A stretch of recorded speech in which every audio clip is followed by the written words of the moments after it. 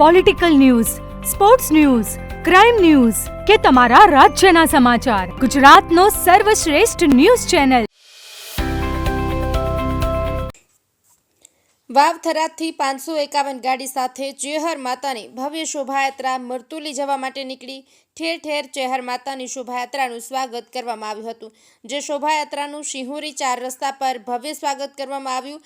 આ શોભાયાત્રાનું જુમાભાઈ રાજ ઉટુ તેમજ બબાભાઈ વાઘાભાઈ ભુવાજી મરતુલી ચેહર માતાના મંદિરેથી પ્રસ્થાન કરવામાં આવ્યું. જેમાં ગામે ગામ ચેહર માતાની શોભાયાત્રાનું પૂજન સ્વાગત કરવામાં આવ્યું.